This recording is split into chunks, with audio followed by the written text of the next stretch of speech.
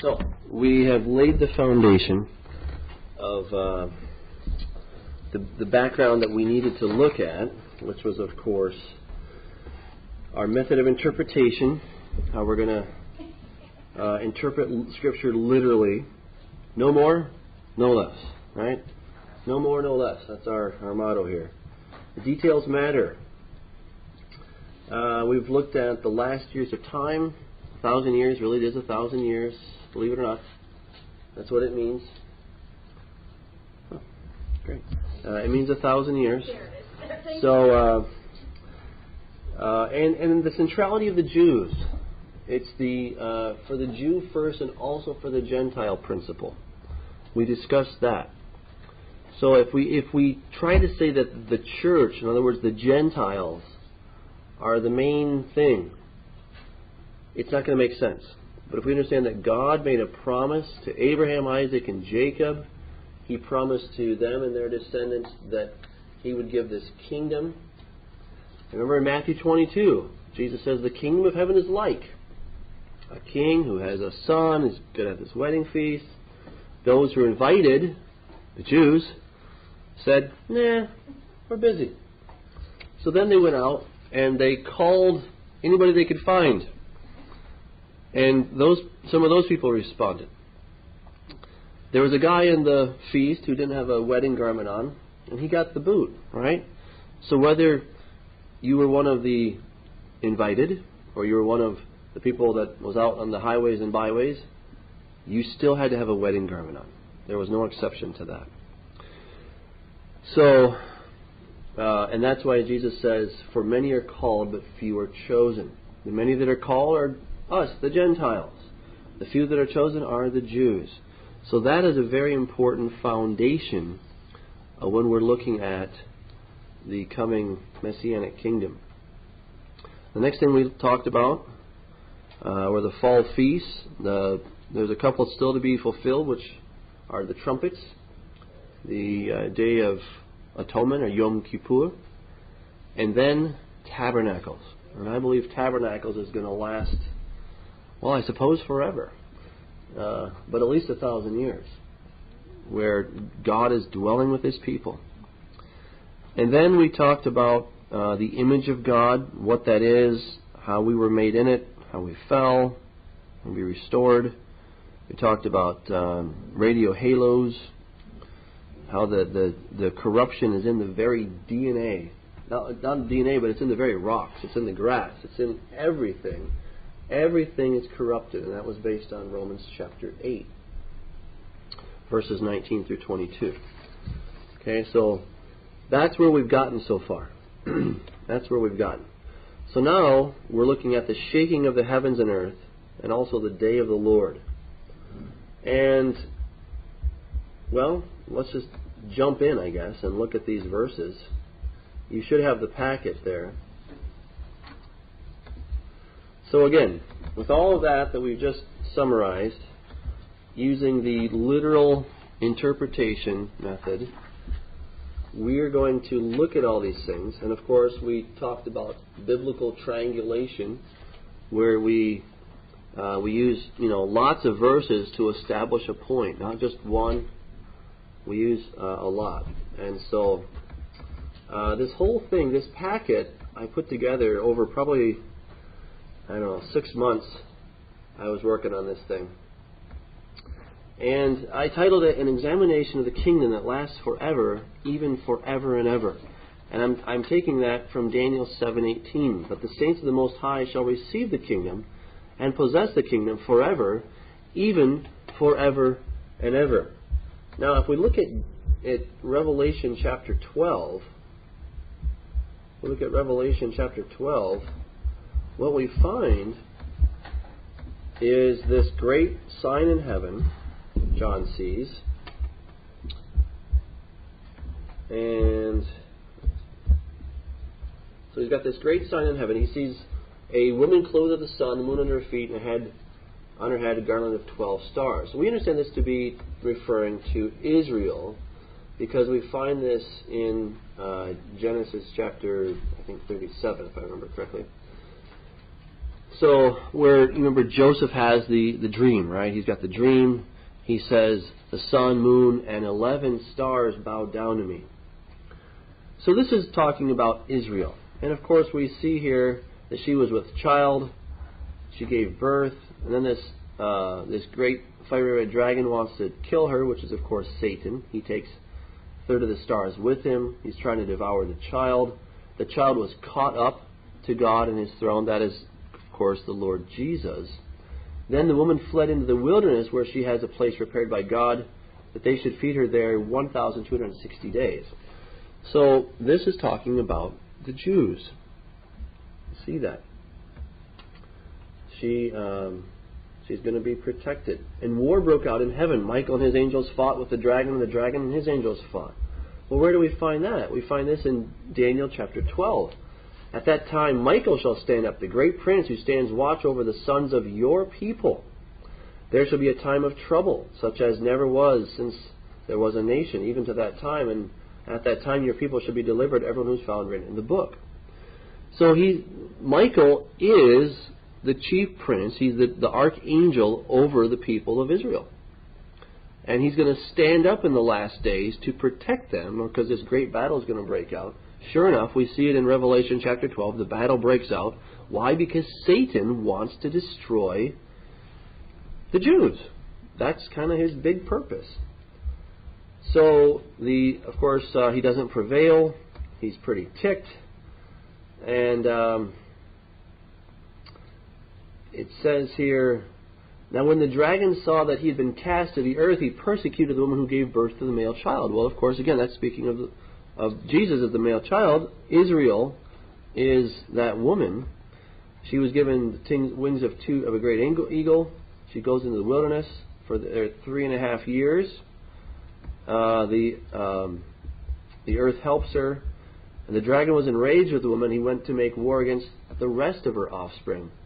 All right. So again, this is talking about the Jews. Now it says, who keep the commandments of God and have the testimony of Jesus Christ. It could be that these are Messianic Jews. It's very much a possibility. But looking back in Daniel chapter 7, which is where I have that quote from, what we find here is this battle is going on. So you got this little horn. I was considering the horns, and there was another horn, a little one coming up among them, before whom 3 of the first horns were plucked out by the roots, and there in his horn were eyes like the eyes of a man, and a mouth speaking pompous words.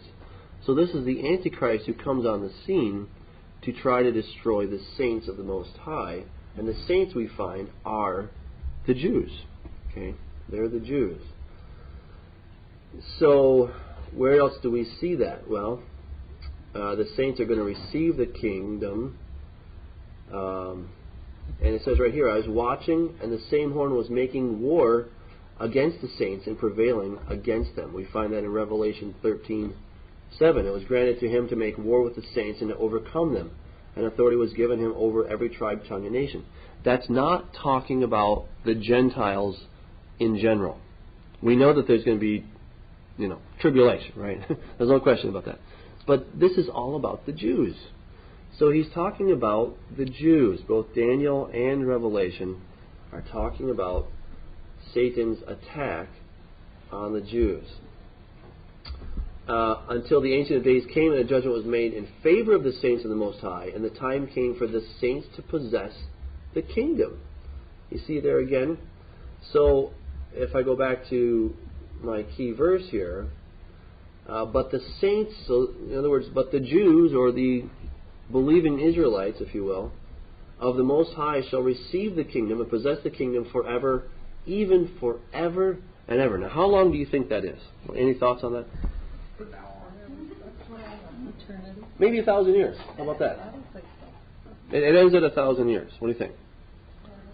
It sounds like God's trying to say, it's like forever. Like, seriously, dude. Forever. I mean, I don't know how else he could say it. Forever, even forever and ever and ever and ever and ever.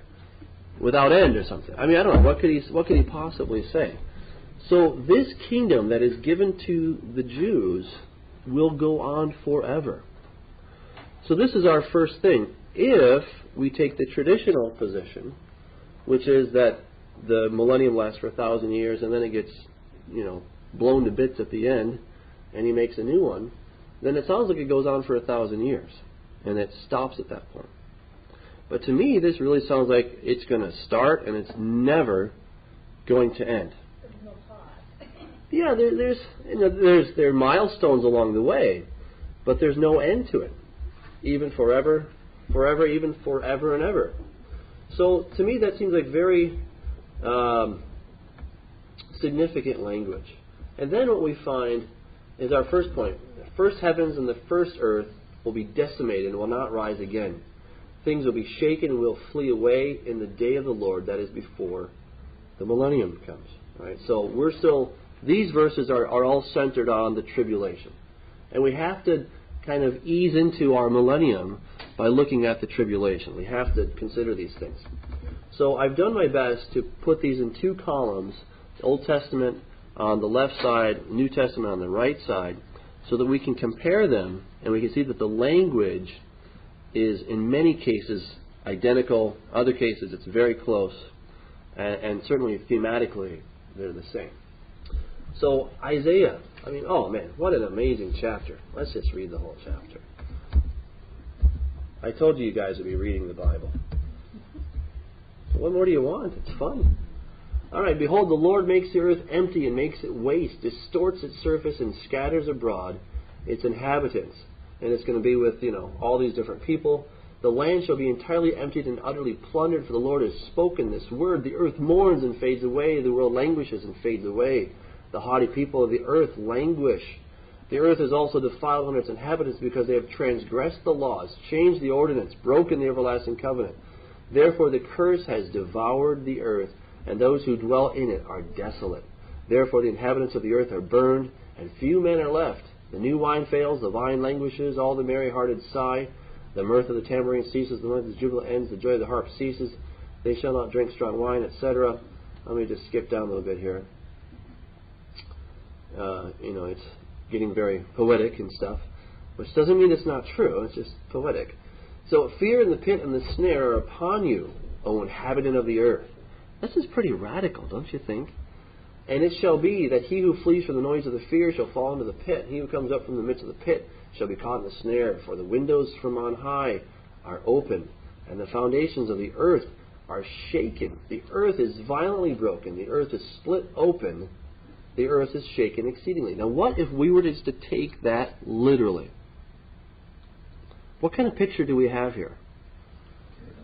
It's an earthquake for sure, but this is a massive earthquake, right? And in fact, he doesn't stop there. He says, the earth shall reel to and fro like a drunkard. You've probably seen a drunk at some point, Can barely walk. It shall totter like a hut.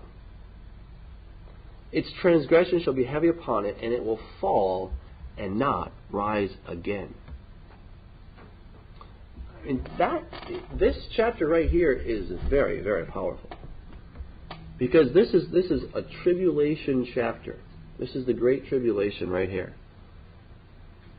as God revealed it to Isaiah. So as we look at that, and we compare it, it will fall and not rise again. And then what we find after that, it shall come to pass in that day, that the Lord will punish on high the host of exalted ones, and on the earth the kings of the earth. You see this dichotomy? You've got these kings that are the host of exalted ones over here, and over here you've got the kings of the earth. Interesting, isn't it? So they're contrasting one another. You got earthly kings and you've got these other host kings, if you will. What do we read in Ephesians 6:12? For we war not against flesh and blood, but against principalities and powers, right? Rulers of spiritual darkness.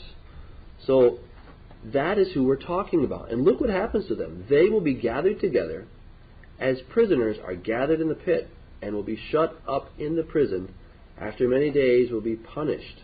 Then the moon will be disgraced and the sun ashamed, for the Lord of hosts will reign on Mount Zion and in Jerusalem before his elders gloriously. Wow. So this is talking about the end of the tribulation, the beginning point of the millennium, somewhere in there. And remember that there's going to be a 75-day interval between the end of the tribulation to the setting up of the kingdom. Because we read about the 1,260 days, and then in Daniel chapter 12 it says, "Blessed are those who make it to the 1,335th day." So there's this period of 75 days. I interpret that to be the time of the judgment. This is when the Lord has come back. He is judging the inhabitants of the earth. Maybe He's, making the new heavens and new earth at this point. I don't know entirely. But there's something significant happening in that period. And I would suggest that it's Matthew 25, the sheep and the goats, which is also the same as Joel 3:2, the judgment of the nations. So, if we compare that language, immediately before the tribulation, after the tribulation of those days, the sun would be darkened, the moon will not give its light, the stars will fall from heaven, and the powers of the heavens will be shaken. I generally understand the powers of the heavens to be referring to the demonic host. That's what I would see there. I don't think it's celestial bodies. I don't think it's stars way out in the universe. It's interesting that there are over a million pieces of space junk floating around in space. But I don't think it's a space junk either. I don't think that's what it is. The powers of the heavens will be shaken. Who are the powers? Well, Satan and all his hosts. They're going to be shaken. That's the same of the host of exalted ones right here. Let's look at some other verses. "Oh, that you would rend the heavens, that you would come down, that the mountains might shake at your presence. They shall go into the holes of the rocks and into the caves of the earth, from the terror of the Lord and the glory of His majesty, when He rises to shake the earth mightily. Therefore I will shake the heavens, and the earth will move out of her place in the wrath of the Lord of hosts, and in the day of His fierce anger." If we look at the passages from Hebrews, "Then His voice shook the earth, but now He has promised, I will once more shake not only the earth, but heaven too." Now this phrase once more indicates the removal of what is shaken, that is, of created things, so that what is unshaken may remain. That's interesting. And I don't claim to have fully understood that. "Then the second angel poured out his bowl on the sea, and it became blood as of a dead man. Every living creature in the sea died. Then the third angel poured out his bowl on the rivers and springs of water, and they became blood. And the fourth angel poured out his bowl on the sun, and the power was given to him to scorch men with fire. For they are spirits of demons performing signs, which go out to the kings of the earth and of the whole earth, world, to gather them to the battle of the great day of God. And there were noises and thunderings and lightnings, and there was a great earthquake, such a mighty and great earthquake as had not occurred since men were on the earth. Then every island fled away, and the mountains were not found. And great hail from heaven fell upon men, each hailstone about the weight of a talent. Men blasphemed God because of the plague of the hail, since the plague was exceedingly great."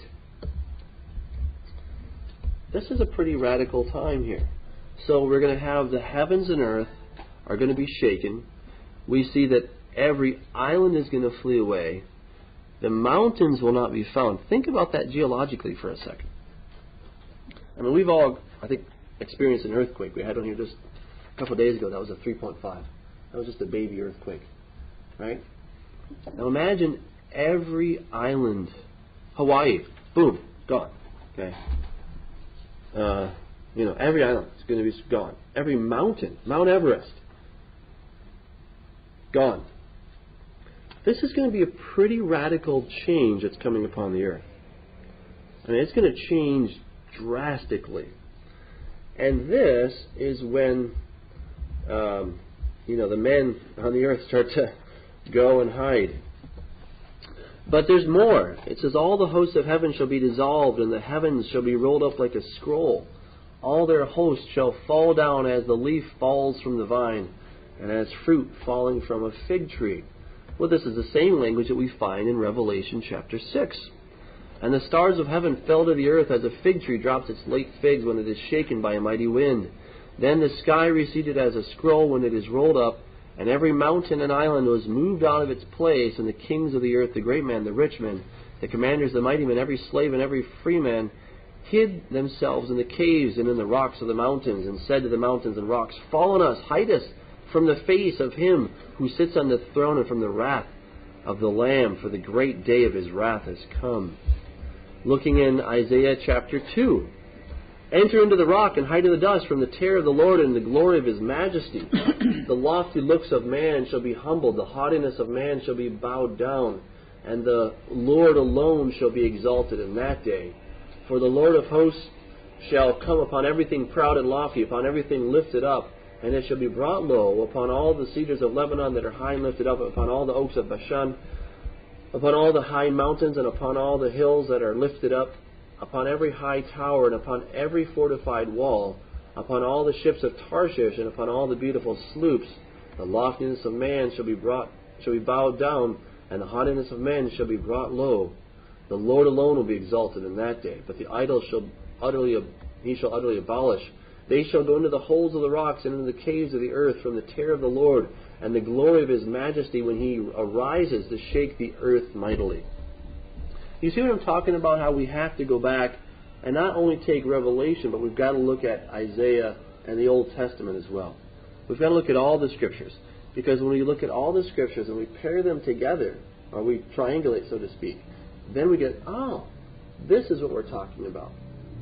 And it's basically God was giving a revelation to the men of old, and then he's giving more details. There's a cool verse in Ephesians 3, 9, and 10. And it says, And to make all see what is the fellowship of the mystery, which from the beginning of the ages has been hidden in God, who created all things through Jesus Christ, to the intent that now the manifold wisdom of God might be made known by the church to the principalities and powers in the heavenly places. You see that? And those same principalities we read about, for we do not wrestle against flesh and blood, but against principalities, against powers, against the rulers of the darkness of this age, against spiritual hosts of wickedness in the heavenly places. So, God and Satan are having this chess match. God knows all the moves, and Satan is doing his best to calculate them, as a good chess player would. It's completely an unfair game.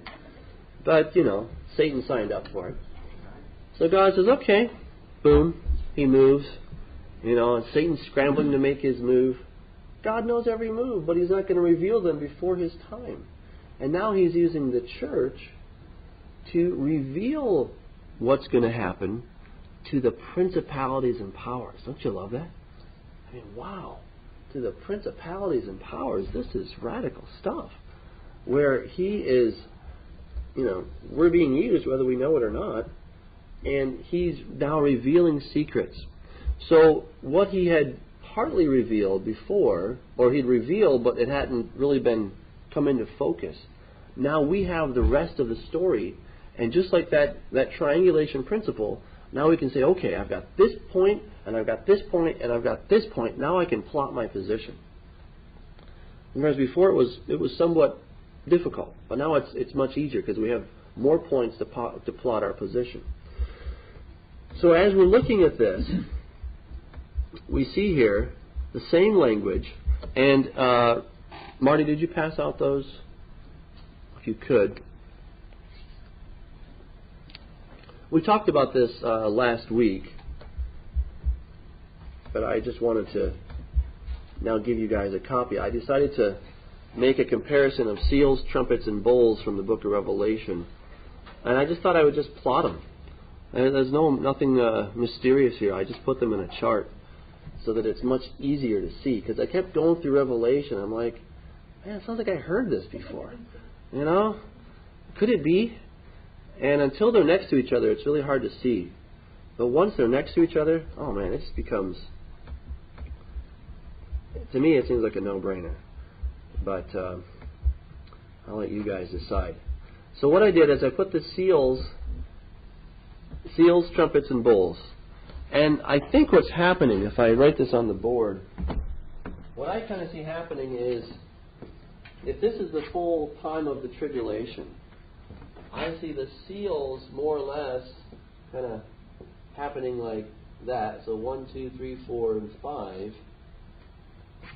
So these are your seals. And then I would suggest that the trumpets and the bowls somewhere start after seal 5. Start with basically seal 6.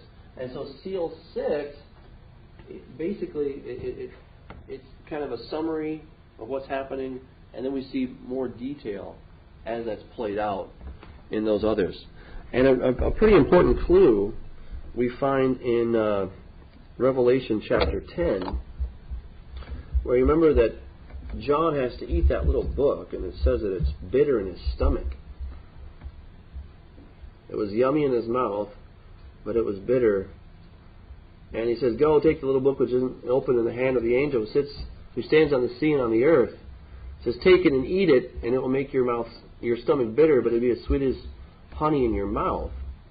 And so he does that. It's bitter. He said to me, "You must prophesy again about many peoples, nations, tongues, and kings."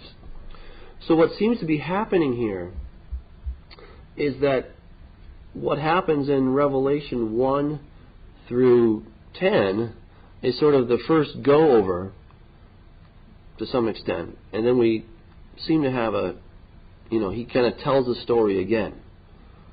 What happened to Marty? They should just be in the printer. Anyway. So we'll just go ahead and look at these. So now when I saw the Lamb open one of the seals, and I looked, a white horse. So these don't necessarily seem to correspond to anything. But look at the trumpets and the bowls. So the trumpets and the bowls, and a third of the grass, the trees burned up, and all the grass was burned up. And then if you look at the bowl,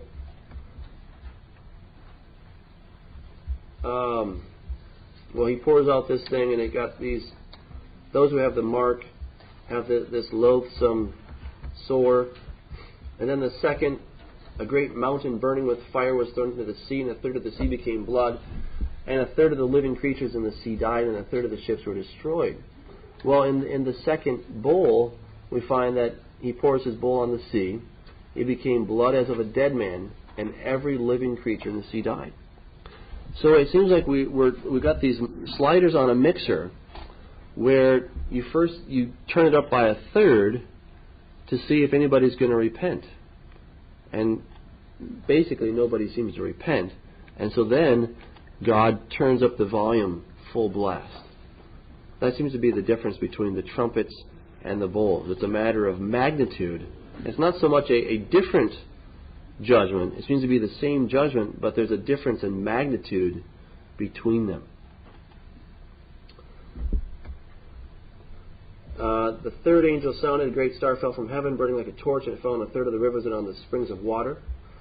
And then the third angel poured out his bowl on the rivers and springs of water, and they became blood. Again, we got kind of the same thing going on here. Then the fourth seal, again, I don't know if I can make any correlation with that. It doesn't seem like I can, so I'm not going to try. But then the trumpets and the bowls again. A third of the sun was struck, and then he poured out his bowl on the sun. Interesting. Then we come to the fifth. The fifth angel sounded, and a star fell from heaven. So and he opened the bottomless pit, and the smoke arose out of the pit like the smoke of a great furnace. So the sun and the air were darkened because of the smoke of the pit. And then in the fifth bowl, then the fifth angel poured out his bowl on the throne of the beast, and his kingdom became full of darkness. You see that? So the darkness is there in both places. One is dark because of this smoke that comes out. The other one, we're just told that it becomes dark. And again, they did not repent. Then notice in the sixth trumpet, he says, "Release the four angels who are bound at the great river Euphrates."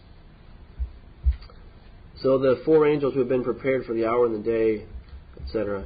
Then the bowl, the sixth angel poured out his bowl on the great river Euphrates, and its water was dried up, so that the way of the kings of the east might be prepared. So they both involve the great river Euphrates. Then when we get to the sixth seal, the seventh angel trumpet, and then the seventh bowl, we find really the same things are happening. So looking at the seal, I looked when he opened the sixth seal, and behold, there was a great earthquake, and the sun became black as sackcloth hair, and the moon became like blood, and the stars of heaven fell to the earth as a fig tree drops its late figs when it is shaken by a mighty wind. Then the sky receded as a scroll when it is rolled up, and every mountain and island was moved out of its place, and the kings of the earth, the great men, the rich men, the commanders, the mighty men, every slave and every free man hid themselves in the caves and the rocks of the mountains, and fall on us from the face of the Lamb. It sounds like Jesus is coming right there, doesn't it? I mean, to me, I'm like, he's coming. For the great day of his wrath is come, and who is able to stand? Then the angel took the censer, filled it with fire from the altar, and threw it to the earth. And there were noises, thunderings, lightnings, and an earthquake. That's actually from Revelation 8, which is the end of that seal. It's at the end of that's the seventh seal. So that, notice there, again, we were looking for these anchor points. There were noises, thunderings, lightnings, and an earthquake. Do we find that same language? We sure do. Look at the seventh trumpet. And there were loud voices in heaven saying, the kingdoms of this world have become the kingdoms of our Lord and of his Christ, and he shall reign forever and ever. It sounds like we're kind of at the end of the game here. The nations were angry, and your wrath is come, and the time of the dead, that they should be judged, and that you should reward your servants, the prophets and the saints, and those who fear your name, small and great, and should destroy those who destroy the earth. Then the temple of God was opened in heaven, and the ark of his covenant was seen in his temple, and there were lightnings, noises, thunderings, and earthquake, and great hail. Then looking at the seal, the seventh angel poured out his bowl into the air, and a loud voice came out from the temple of heaven, from the throne, saying, it is done. And there were noises and thunderings and lightnings, and there was a great earthquake, such a mighty and great earthquake as had not occurred since men were on the earth. Now the great city was divided, etc. Then every island fled away, and the mountains were not found, and great hail from heaven fell upon men, each hailstone about the weight of a talent. So, I mean, that's, this really sounds like we have, they're not consecutive, but they're congruent. They're happening at the same time, at least the last two seals and the trumpets and the bowl. Thoughts, questions, comments, rebuttal? Yes. Rebuttal? Yes, please. It's now or never. I think that some of these things you said are going to be hard to defend when you really get people attacking you. Okay. So let me ask you a preliminary question. Yes. When is the second death? When is the second death? Yeah, in the timeline. In other words, like the Great White Throne? Is that what you're saying? Mm-hmm. I was hoping to cover that in a later chapter. But you're in trouble if you... it's in Revelation 20, you have a lot of words that indicate that that's the first. That's the first what? It's the first of the millennium instead of the end of the millennium. Yeah. And that includes the second death. What language exactly? English. I know, but what words are you thinking of? Blessed and holy is he that has part of the first. Yeah. I always notice such that the second death has no power. Okay. But to me, everything that I'm seeing in Revelation 20 is at the end of the millennium instead of the first. Okay. Including the second death, because if you didn't have it at the end, then those who did not accept Christ during the 1,000 years would be kind of late. Yeah. You'd have to have another white throne judgment for them if you had it already at the first. Yeah. It doesn't fit. Okay. Well, thank you for the rebuttal. Let's think about that. Does my thesis stand? That's the question. Okay. Maybe it doesn't. That's fine. If we get to the end of the class and it doesn't, so be it, right? But I'll do my best to defend it. So, why do your best to defend it? Why don't you do your best just to find out what's really true? Well, that's what I'm doing. No, that's what I am. Right, but if you're hard-headed and we'll never You change. remember the letters here, don't you? She will get you.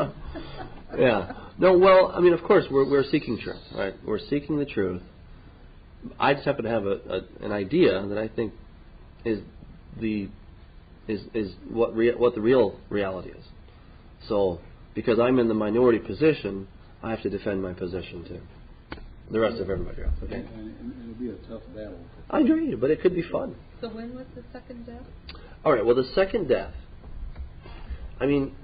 What we find in Corinthians 15, 1 Corinthians 15, verse, I think, 24. Oops.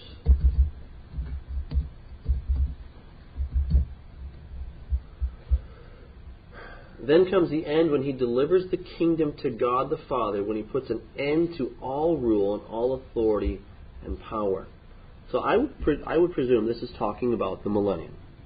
Okay, so the kingdom has been established now. It's been going on for 1,000 years, and now at the end of the 1,000 years, apparently, he's going to deliver it to God the Father, whatever that means, when he puts an end to all rule and all authority and power. For he must reign, that is Jesus, till he's put all enemies under his feet. The last enemy that will be destroyed is death. For he's put all things under his feet, but when he says all things are put under him, it is evident that he who has put all things under him is accepted. Now when all things are made subject to him, then the Son himself will also be subject to him who put all things under him, that God may be all in all. That's, it's quite fascinating what's going on there. What does that even mean? Well, at some point, Jesus the Son is going to be in a submissive position, if you will, if that's the right word, to God the Father. I don't know why, but that's what it says. Sometimes we ask, well, why? I don't know. But it's all part of the same thing. We're dealing with what is. Okay. Now, the other thing to answer your question is we can't ignore Daniel chapter 7. So here we have, I watched till thrones were put in place, and the Ancient of Days was seated. His garment was white as snow, and the hair of his head was like pure wool. His throne a fiery flame, its wheels of burning fire. Fire stream issued and came forth from before him. 1,000 thousands ministered to him. 10,000 times 10,000 stood before him. The court was seated, and the books were open. What does that sound like to you? It sounds like it could be the one of the first of the white throne. millennium, because a lot of people are going to have to stand before the Ancient of Days at that point too. Okay, so But that isn't the last judgment. Well, when we say the last, where does it say the last judgment? The white throne, is that what you're talking about? To me, the white throne. To me, this whole Revelation 20 is about the end of the tribulation. Okay, well, see, you said it was the last judgment. I don't remember the text saying it's the last judgment. What John is seeing is a series of revelations, a series of visions. He gives them to us in the order that he saw them. Do we agree with that? But we don't know if he gives them to us in the order that they're going to happen. Never thought of it like that. Okay? We just don't know that. And again, what we see, what seems to be a principle in Scripture, is that we're given the bird's eye picture, the overview, and then we back up and we look at the details. Genesis chapter 1, all 7 days. Genesis chapter 2, just day 6. We come to Revelation chapter 16. Oops, not 19. Get my numbers in there. Okay. So now the city was divided in 3 parts, and the cities of the nations fell, and great Babylon was remembered before God to give her the cup of the wine of the fierceness of his wrath. Okay, and then every island fled away, etc. Wow. We get one verse. We get one little thing about, and great Babylon was remembered before God. He's going to judge her. Oh, wow, okay. But then guess what? chapters 17 and 18 are all about who? They're all about Babylon, aren't they? So we have the same thing happening in Revelation 20, where we get the bird's eye picture, the big overview, 1,000 years, yeah, Satan's going to be bound.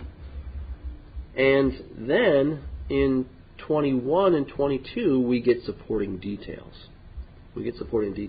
Now, while we're here,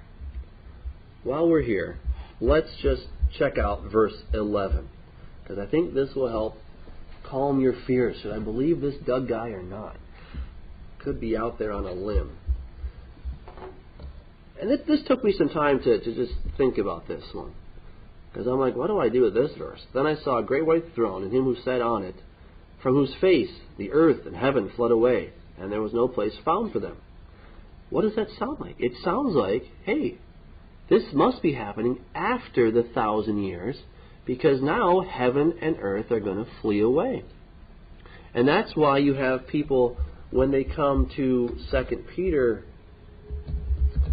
chapter 3, verse 10, where it says, but the day of the Lord will come as a thief in the night, in which the heavens will pass away with a great noise, and the elements will melt with fervent heat. Both the earth and the works that are in it will be burned up.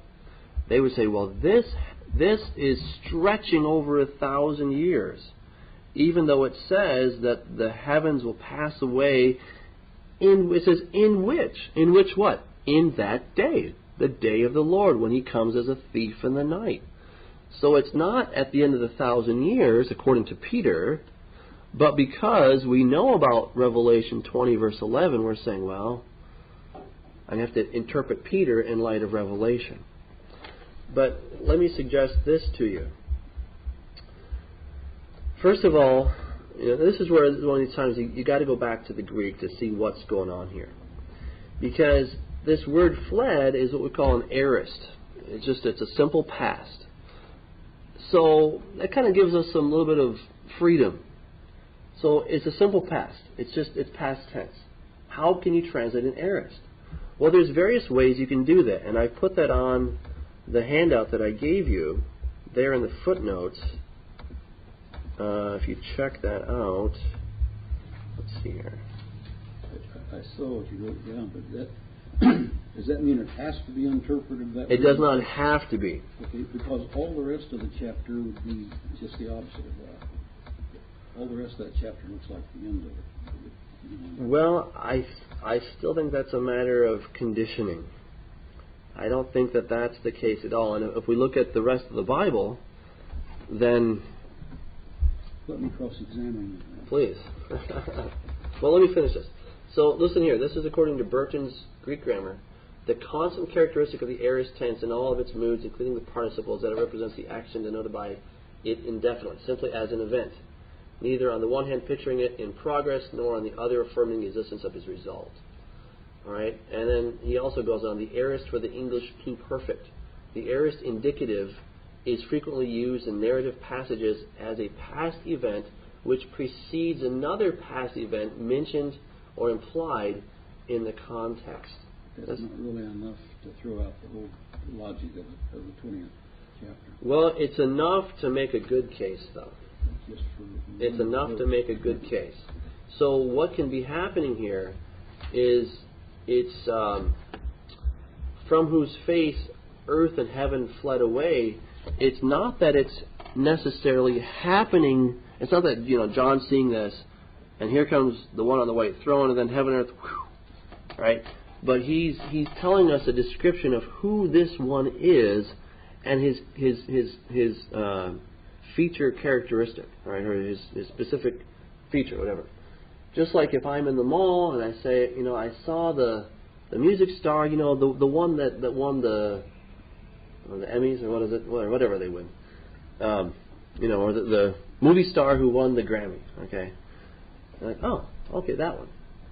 So that's something that's a characteristic feature of that person.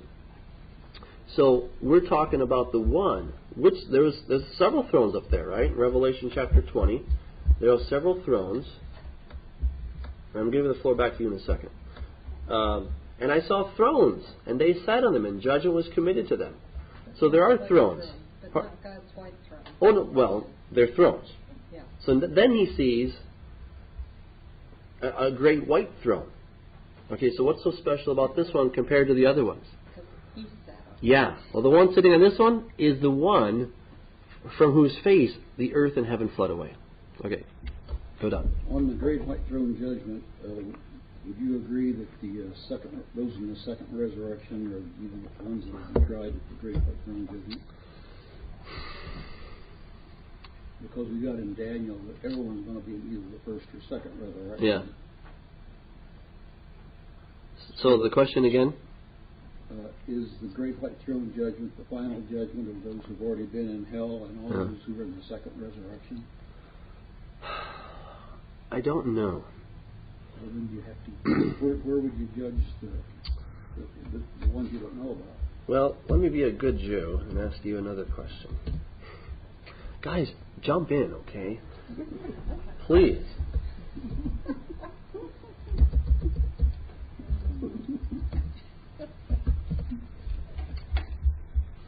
So, you are going to finally try to answer that, though. Of course, I'm working on it. All right, Matthew 25. Well, let's draw a little timeline here. Put the quantum leap at the end of the fast. Oh, I know. We mentioned quantum leap and this is what happened. Okay. Well, Does it have a brake on it? I don't know. We got to do something about this. There's a brake on the wheel. What does brake mean? Anyway, Something to flip. I don't know. Like maybe something.